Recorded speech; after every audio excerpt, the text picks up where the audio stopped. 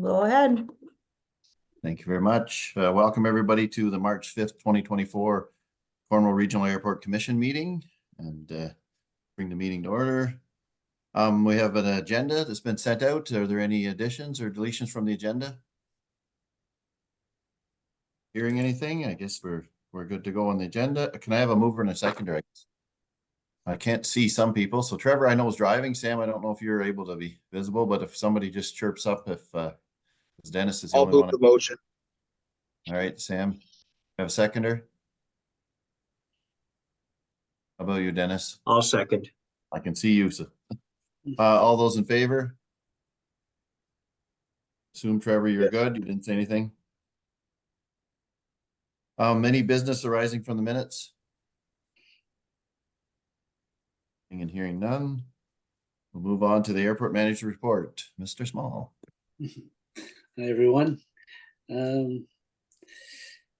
Just read through this quickly. In regards to our airport lighting, we still have a few repairs being completed under warranty. I've covered that. As far as private hangar construction going on, hangar 22, the last one we built, was occupied in December, so it's fully functional and occupied. It is running off of our meter right now, hydro wise, because we have some issues to resolve with that, which I can talk about in a second. We have 3 potential builders that we're hoping to build this summer, but as of this point, they've all chosen to wait and see the outcome of where the airport's going here in the next little while, as far as funding and stuff. So we're not likely to see any construction this summer. And that brings me to our electrical problem for the hangar, the one that has been built. The head engineer from Cornwall Electric was down and looked at our situation, and it looks like we have some problems. So the main transformer that was put in 1995, she deemed was not suitable. So it has since been replaced at Cornwall Electric's cost, with a service charge to us of $7,125, which we've paid, and the transformer has been replaced. So apparently now we're up to the current code as far as that goes. But as far as supplying power to the 6 future hangars, the one that exists and 5 more, she advised me that we can't directly connect to that transformer, that it will have to go through some kind of a sub-base meter system. I don't know why. She didn't explain why. They said we could do that 2 years ago and now we can't, but there seems to be no turning back now. So Pcor Electric has supplied me an estimate to install 8 more meter bases. It's a much better estimate than the original one from Latreille Electric. It's just a little over half at $77,375. We are looking into some other options of possibly just installing 1 meter, supplying the hangars, and then we as the airport would be billing them for their power through the single meter source. Maybe we could turn that into a little bit of profit, but I haven't got a cost on that yet. So that's our challenge as it stands right now. Let me see where I'm at.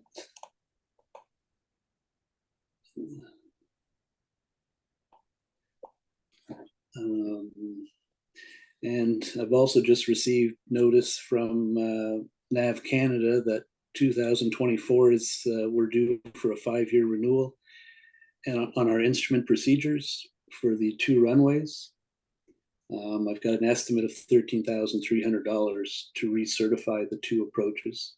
So every 5 years, we have to completely do a redesign of our instrument approaches to keep them up to date. This is a NAV Canada requirement. Then I've added in all our 2024 rates. The CPI for 23 was 3.9%, so all our rates have been increased accordingly. And I've got them all listed here. And let's see, airport activities. We have a concern Mr. Wells rents land from us that's located just below the township garage. He expressed a concern about flooding from coming down the hill from the garage property.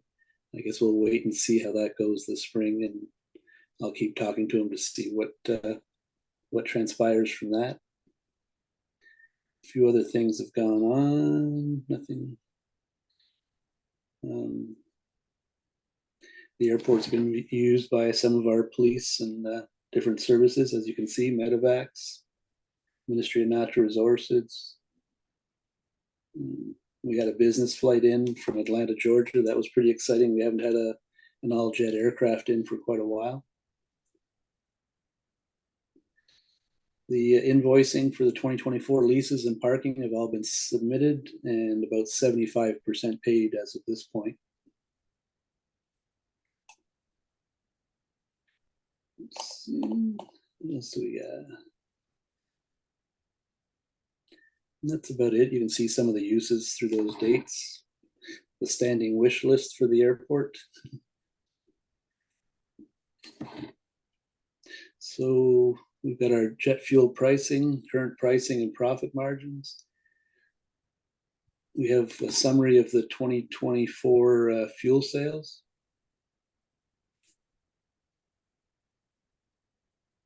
And a comparison 22 to 23. The jet fuel for the 2 years pretty much held its own at 454 liters down. It's pretty even. The avgas is down by 24,000 liters, but I noted that in 22 we had 2 months of a second flight school operating, and that pretty much accounts for that 24,000 liters difference. Got an estimated profit on the 2 different fuels we use of $19,600 and $22,500 is a rough profit margin from those 2 sales. That's about it for me. If anyone has any questions or. So any questions for Steve? Did I see your hand, Bob? You're on mute. I know that. I was looking for the button. Every system is different. Steve, I'm just wondering, I'm curious about the activity at the airport. I think I know the answer, but some new members of the commission might be interested. Of the users that went into the airport, I noticed, for example, I think OPP was there for 3 days, MNR. How many of those paid a fee to use the airport? They all Orange Flight. Yeah, we've catch them as best we can. I don't think I caught the MNR. They were here during the night, but the medevac, the OPP paid. The flight from Atlanta, Georgia paid. So we're probably capturing 80 to 90% of them as best we can. So just out of curiosity, the flight from Atlanta, Georgia, they came in, they flew in. How much should we charge them to land and take off again? The standard $50. Yeah. $50. Yeah. Okay, you can't buy 2 Big Mac combos at McDonald's for $50. So no, that certainly could be a discussion to revise the rate. I raised it by $10 this year. We're at $6. Yeah, I'm not suggesting you're doing anything wrong, Steve. I'm just putting it out there for the new members. Because there's a supposition out there that the airport's not being used. It does get used. The real question is not whether we need an airport. The question is whether or not we can have an airport that's a sustainable model, I think, is really the bigger question. And obviously, if you're charging $50, and I mean, we've talked about this before, far better to get the OPP to pay a yearly fee, and then they can use it as often as they want, because every time they use it, they're probably filling up with gas, and that model might be more sustainable. It's just how do we talk to the right people at OPP, and how do we talk to the right people at Orange? How do we talk to the right people at RCMP or MNR or whoever, right? And so I just wanted, I know Councillor Sabourin and some of the other commission members may not have had that discussion before. So thanks, Steve. Thanks, Bob. Steve, do you have a way to contact other airports, just find out what their fees are? Maybe, even if, we can get hold of, a few others across the province, just see if, because everybody knows what prices have done since COVID started. Maybe, we're quite a bit behind here. And just see if we're in line. I'll try and do a review of the fees around us and see where we're at. Yeah. Okay. Anybody else got any more questions for Steve? Not seeing any. Steve, I have a question to redo the digital approach there, the estimate you have. Is there how many people out there do this sort of thing? Are we pretty limited to who we get, or it's out and get prices from quite a few? I could ask around. The gentleman we're using is very cheap. He's a one-man show. We were using a different company 2 reviews ago, I want to say, but his estimate came in drastically less. I can't remember the exact numbers, but this time he seems even cheaper than last time. I think it was around $15,000 the last 5-year review we did, and he's at 13.3. I believe when he was at 15,000 last time, the other company was in the $30,000 to $40,000 range. But that's a larger company, multinational company that was quoting us. Chaz he's been around Ontario for a long time, and he's the economical version. He's the one-man show kind of thing. So he has the credentials to do this, obviously, and deal with NAV Canada and certify it. Well, it sounds like he's going to be the one, but I just think it might be, and then we should at least price a few more. And I don't know if we have a policy that we have to follow on this, but I'd just like to make sure. When I talk to the other airports around, I'll see if they have any cheaper solutions or if anyone's come up with something. Yeah. Anything else for Steve then? Seeing or hearing anything? Thank you very much, Steve. Appreciate it. Yeah. New business is a presentation of the 2022 audited financial statements, and Caitlin is here to walk us through it. Wonderful. Thank you very much. So I'm Caitlin Cox. I know I'm a new face to most of you, not all of you. I'm a senior manager with KPMG. So before I get started, we are talking about the 2022 financial statements. So I'll acknowledge we're coming to you much later than I think any of us would have hoped. So with that being said, it was KPMG's first year auditing the airport, and there were some hiccups encountered and some turnover that delayed the start of our work until the fall. We did sort out a lot of the kinks, so sincere thanks to the team that helped pull this together to get us to the finish line. And I'm confident we'll be back in front of you in a much more timely fashion with the 2023 numbers. So with that being said, I can appreciate that you're all excited to get these financial statements out the door, as I know you want to get these filed so you can get your significant grant funds coming in, and I can appreciate that. So what I'll do is I'm just going to stick to the highlights of the financial statements. I'll do a quick walkthrough. I'll share my screen. Stephen stole some of my thunder. He's already talking about 2023 and 2024, which is great. So let me just pull these up here. And in just a second, hopefully you can see the financial statements pulled up now. Is that correct? Yeah, we can see them. Okay. Awesome. So like I said, I'm just going to stick to the high points, recognizing we're into 2024 and we're looking at 2022. So first, the financial statements might look slightly different than what you've seen previously, but the overall content is the same. It's just a little bit of tweaking to the formatting is really all that happened. So I'll start with our auditor's report, and this is really our deliverable on the financial statements, or the conclusion of our audit. So you'll see here, we have issued a qualified opinion. However, I do want to emphasize, this is really just a carry forward issue from the previous year. The predecessor auditor, it was a first year audit in total last year. So there was no inventory count completed on the opening balances.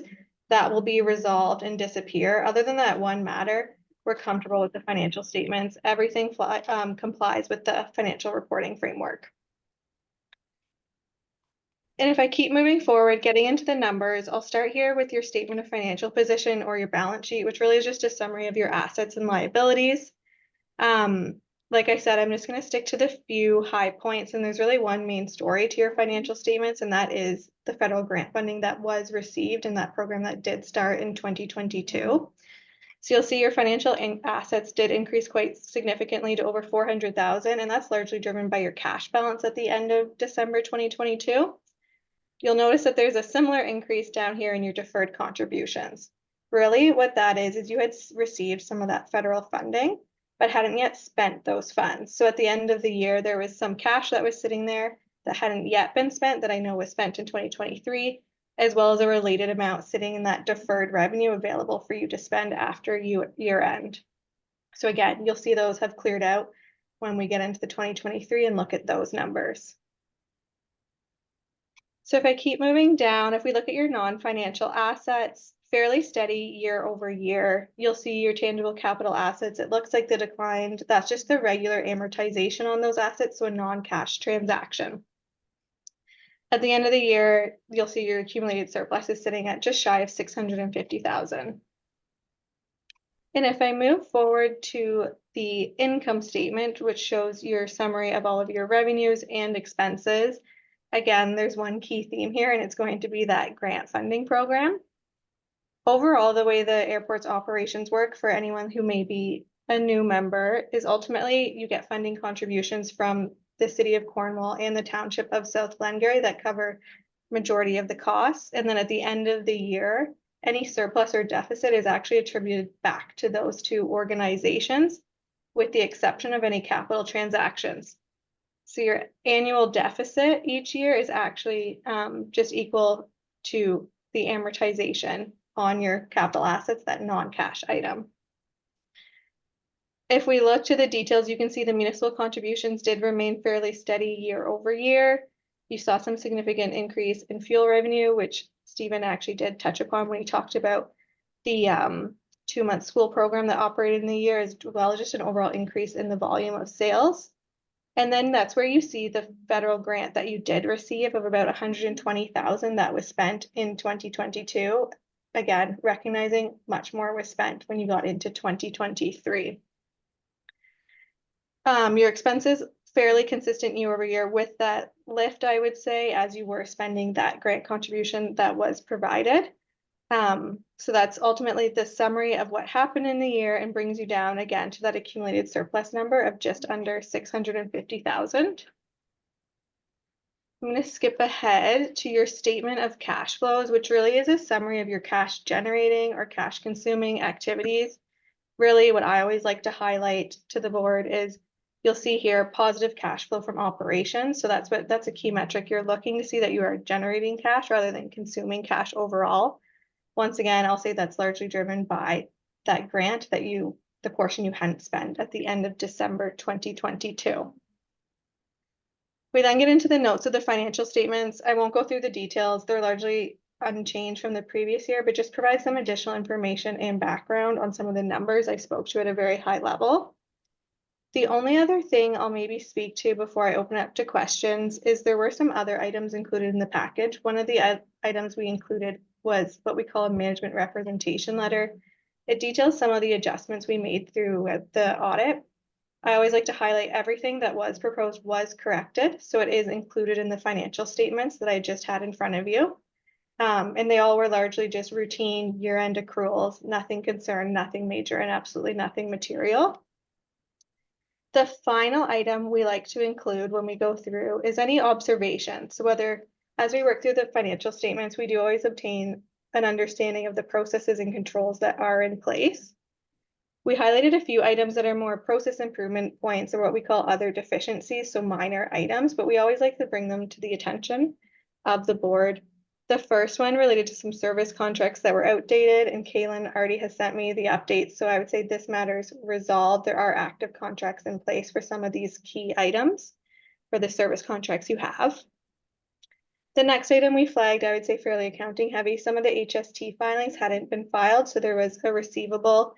Again, a third party was engaged to help catch up on those filings and make sure they were completed in a timely manner and accurately completed as well. So once again, I expect to see that to fall off quite easily in 2023. The final item we highlighted here relates to tangible capital assets. And when we were going through with the new grant, I know there's a significant amount of repairs and maintenance and investments in your assets that are owned by the airport. So we really just highlighted a best practice would be to make sure there's a formal policy that's in place to determine, you know, a threshold over which you might consider items to be capitalized in the useful lives of those items. It really just eases the burden from an administrative purpose if there's something they can point to help make those judgment calls, and it also ensures consistency. So once again, not flagging anything that was wrong, just more of a process improvement or best practice type of item. So with that, I know that's really, really quick, but I'm happy to take any questions at this time. Thank you very much, Caitlin. Does anybody have any questions for Caitlin?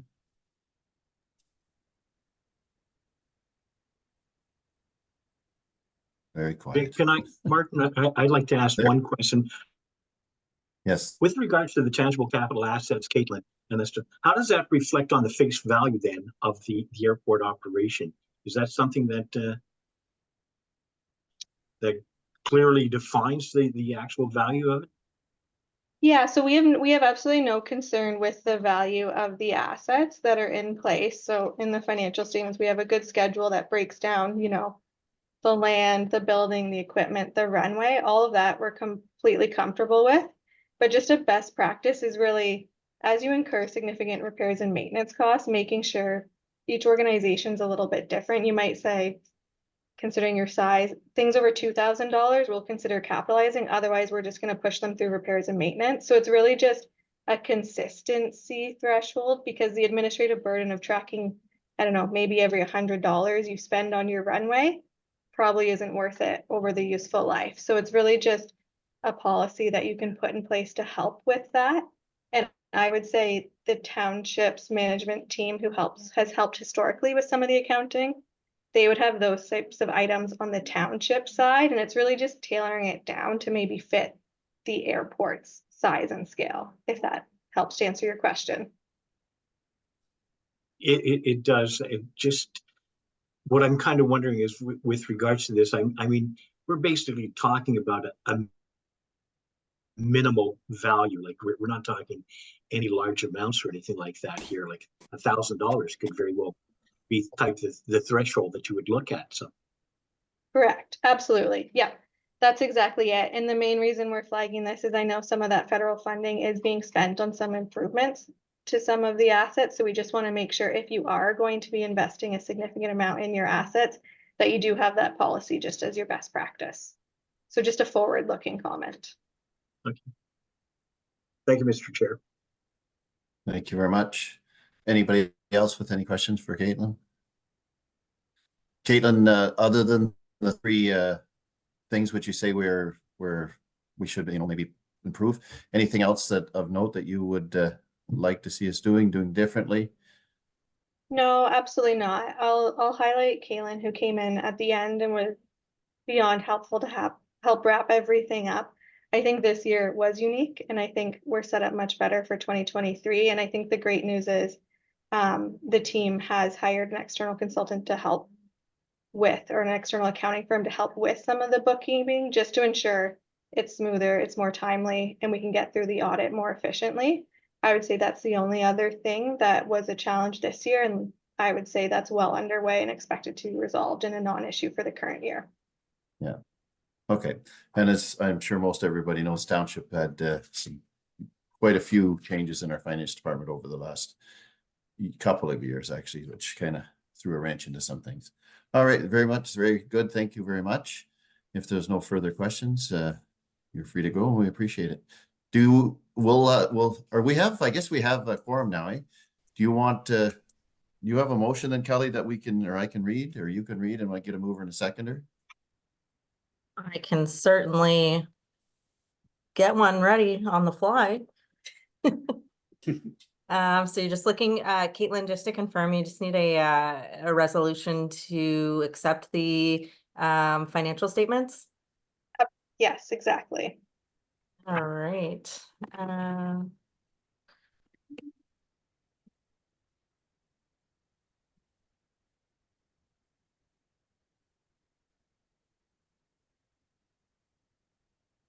So Martin, if you'd like, or Chair Lang, if you'd like, I can read a draft resolution. You can call for a mover and seconder and call the vote.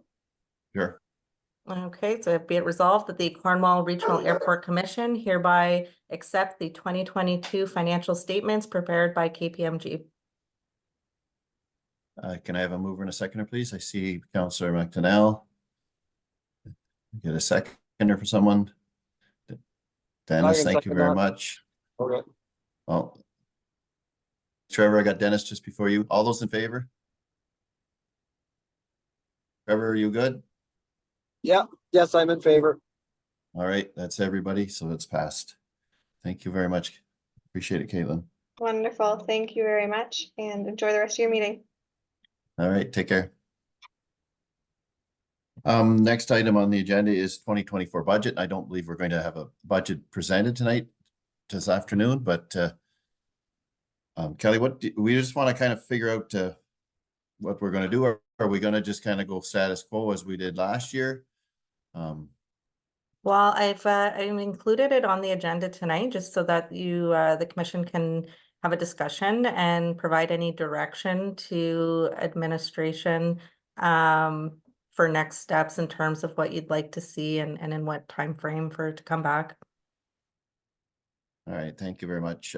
Just for everybody's information, we've basically been running status quo since Cornwall passed the resolution to exit the airport, and we're not really sure, like, we didn't want to, the commission at that point, and I guess it's up to the commission what they want to do, but we didn't want to put anything big in. We didn't want to ask, to change anything much until we kind of figured out what was going to happen. And it's kind of, it's a little bit uncomfortable, I guess, as far as I'm concerned, that we're not sure if we should be moving ahead, if we should be doing things, if we should be talking about moving ahead, or until we find out exactly where we're going. But, and I don't know, Steve, if you could, are you comfortable with the way your contracts are at the moment, if we go with status quo?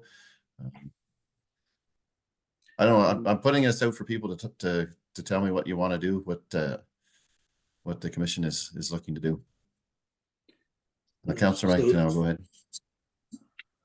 I was just going to say, if there's some kind of inflation that needs to be addressed on Steve's side, like if we have contracts, whether there's an increase in the management contract, or whether it's regular service contracts for grass cutting, things like that.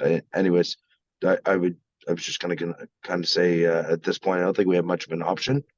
I don't think either township at this point is overly interested in making some, building a taxiway, for example, or I don't think it doesn't seem to be appetite to start even a reserve. So it's, but I'll default to Steve if there's an operations increase. Yeah, so I'm okay with maintaining the current rates. I'm 100% okay with that, being the situation that we're in. My only two concerns is the work that we need to do for our instrument approaches and our hydro. I mean, the hydro could be deferred if we don't build any more hangars this year. We are okay with our hydro. The one hangar is serviced, and we're okay. But in order to go forward, we're going to have to find some money. I don't know if there is a reserve around or not that we can pick from. The instrument approach is going to have to be done, so that'll have to be a discussion. Otherwise, we lose our instrument approaches. And the one price we have is 13.3, which isn't a lot of money, and we could defer crack sealing. I think Caitlin was referring to like increases. I know she asked me the question about, I think it was $17,000 we did in crack sealing last year, I believe was the bill. She asked me about that, whether that was considered a capital expenditure or how that is used. And so the 13, if we didn't do some other things, could easily be done in our current budget of 50,000, I believe it is, for maintenance. Yeah. All right. Oh, I see Councillor McDonald's hand up again. Go ahead, Sam.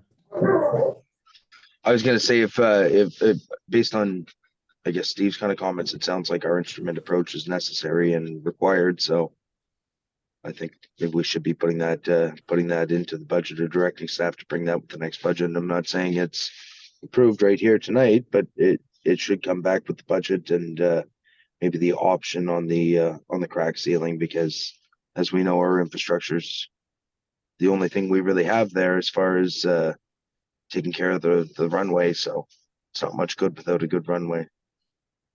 All right. That's a good Um, point. I'm gonna ask Kaylin and Tracy. I mean, we have both the treasurers here.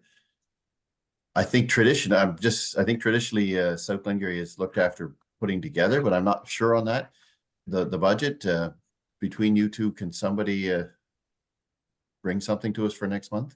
Yeah, I was I just, think it's been passed at both townships now, budget, but I assume it was just numbers were put in similar to last year's. I was just going to say, I just got an update from the bookkeeper on Monday that he's sort of wrapping up looking at 2023. So we should be in a good position to be ready to bring you a draft budget next year, but or next month, not next year. Is that good with you, Chair? Tracy? Yes, absolutely. We've spoken about it a bit. And further to your comment, the city of Cornwall did put in the same amount as it did in 2023 Okay. for the operations of the airport. All right, so if we could ask staff and whoever wants to do it or collaborate or whatever to bring us something for next month so that we can have something. I think we should have something that's passed by the board and or the commission and done properly. Anything else on budget? Seeing nothing. The meeting schedule. Anybody, I know there was some issue with Cornwall's meetings. I don't know, Kelly, if you're aware Yeah. of Do what. you want me to have we provide sorted a it out? little context of Yes, where that came from? please.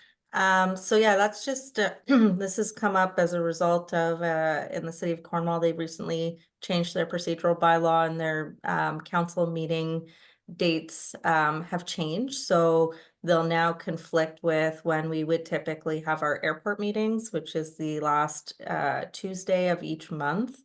Not the exact time, but just wanted to put it out there for Cornwall, as the members may not want to be having back-to-back meetings, or just wanted to put it on the radar in the event that the commission wishes to amend the meeting schedule. I guess I could ask Dennis or anybody from Cornwall how that would work for them if there's a preference. I'm pretty open when you consider that, the city meetings are being scheduled the second, third, fourth Tuesdays of the month. So the first Tuesday's just another Tuesday of meetings in many respects. So All right. as long as As we far don't as- stick with bingo or something. Okay. Do you want to leave it then to Kelly and myself to come up with a date and put it out there? Tracy, I see you've turned your camera on. Do you have a comment? I through you, Mr. Chair, just a quick comment that the city meetings start at 6 p.m. Normally our airport meetings are not, they don't go until 5:30 even.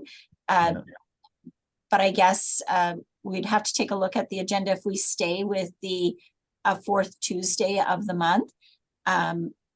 If it's on site in Glen Walter, it may be a little bit difficult to get back into town. But if it's a Zoom meeting, it wouldn't be. So I don't think that there would be a conflict other than to have a meeting, starting at 4 and another meeting starting at 6. But our meetings wouldn't start before 6 p.m. Okay. All right. I don't know how Cornwall people feel. I know myself, when we have a council meeting evening, there's lots of times that a few hours before I'm on the phone quite a bit with other councillors trying to figure out, what some things are, where we're going to go with some things. So I don't know if Cornwall's the same or not, but we may I don't think it would hurt the commission if it was a different day, just to maybe free that up. But If anybody else has any comments, let us know, and Kelly and myself will come up with something and put it out to everybody and see how it flies. All right, correspondence, I'm seeing none. I guess we're gonna go to closed session. Closed session is next. Just, I'll say, be it resolved that the commission convene to closed session to discuss the following items under section 239 bracketed 2 of the Municipal Act 2001. Meeting may be closed to the public if the subject matter being considered is negotiation, specifically lease agreement. Can I have a mover and a seconder to go into closed? Got Sam? Somebody else? I can move it, Martin. All right, thank you, Trevor. All those in favor? Saw Dennis's hand up. There it is. All right. We're gonna go into closed. I'm just gonna stop the recording, Chair Ling. Okay. Mhm.